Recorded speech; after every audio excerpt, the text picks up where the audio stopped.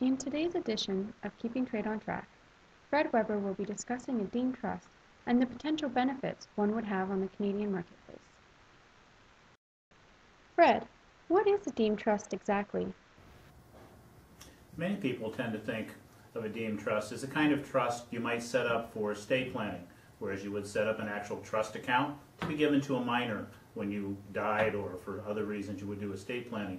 The kind of deemed trust we're talking about here is more like what Revenue Canada feels it has on source deductions. For instance, when there's a bankruptcy, Revenue Canada feels that it has first claim on those assets to cover source deductions. How is that relevant to financial protection for produce sellers? The trust that Canadian industry and stakeholders in the U.S. have been seeking in Canada for a long time is one that would not have a lot of administrative costs and certainly not an existing bank account from which checks would be written. The trust we're talking about would be much more like what we discussed earlier with Canada Revenue, whereas if a firm filed for bankruptcy, the trust in favor of produce sellers would be composed of accounts receivable, cash, and inventory derived from the sale of the produce. For example, Farmer Smith sells product to Big Bonanza wholesale stores. Big Bonanza wholesale stores files for bankruptcy, and the normal secured creditors come along to pick up the assets. If a deemed trust were in place, then the receiver or the bankruptcy trustee would have to look at the assets of the bankrupt and determine what accounts receivable, cash, and inventory were derived from the sale of produce. That would form the deemed trust that we've been talking about. A seller of produce would not be going after things like the warehouse, vehicles, office equipment.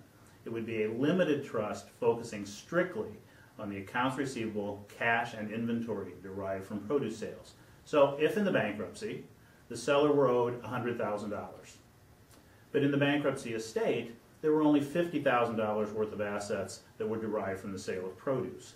The produce seller would only get $50,000 because that is the only trust asset that is there. What if there were not enough produce-related accounts receivables to satisfy Farmer Smith?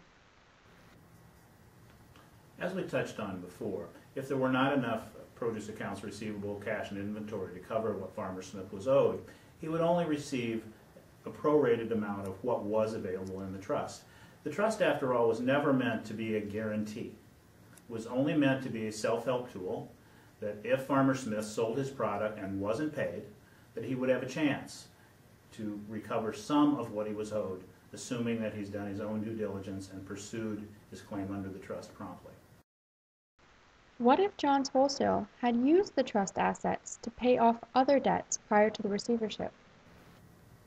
If we assume that John's Wholesale dissipated the assets willfully, in other words, he took the assets, gave himself a big raise, bought a house in Florida where he could go in the wintertime to escape the Great White North, then those assets could be traced and recalled as he dissipated the trust willfully in a wrong manner.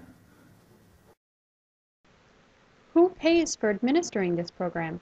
One of the beauties of a deemed trust, as we envision it, is that there is no administration. The trust is set down in regulation.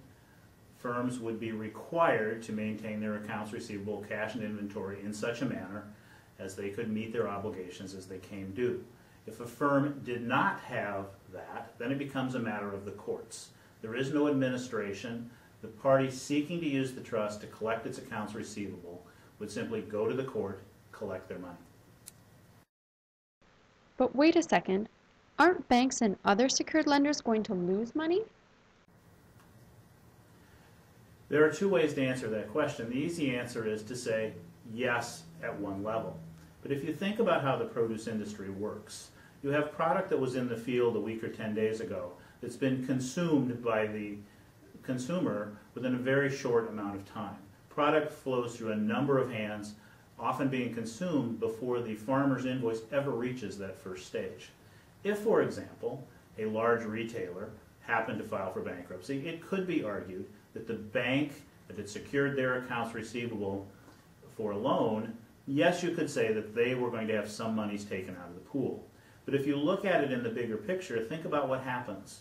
Those accounts receivable are returned to the seller They make their way down to the dealer and the wholesaler and ultimately to the farmer.